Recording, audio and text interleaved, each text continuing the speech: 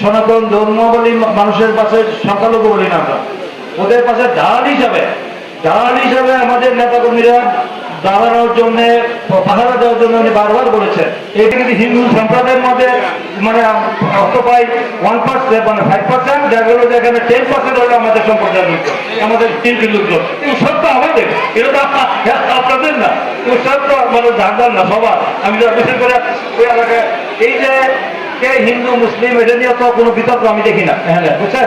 এই যে আমাদের এত বছরের যে সম্প্রীতি, আমাদের এই সম্প্রীতির মানে কোনো রকম অসাম্প্রদায়িক কোনো চিন্তা ভাবনা আমাদের মধ্যে কারণ নাই।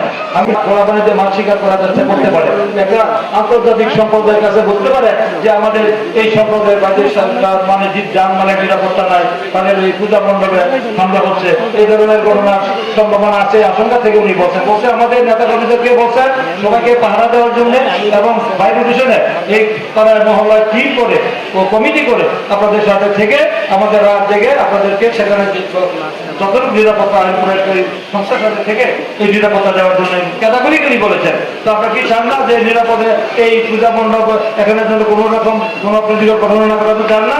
কোনো দুষ্কৃতিকারী আসা, কোনো দুর্বৃত্ত দুষ্কৃতিকারী কোনো অসৎ উদ্দেশ্যে এসে যেন কোনো বিশৃঙ্খলা করতে না পারে, এই ব্যাপারে সচেতন আছেন তো সবাই?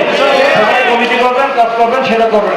আমরা মনে করি যে কালিদাস পণ্ডিত বলেছেন সবার উপর মানুষ সত্য, তাহার উপর নাই, বলেছেন না? তো আমরা হলো আমি কে কোন ধর্মে, আমরা কিন্তু সাম্প্রদায়িকতায় বিশ্বাস করি না, আমরা অসাম্প্রদায়িক চিন্তা বিশ্বাস করি, আমরা ইসলামিক মূল্যবোধে বিশ্বাস করি না, আমরা ধর্মীয় মূল্যবোধে বিশ্বাস করি।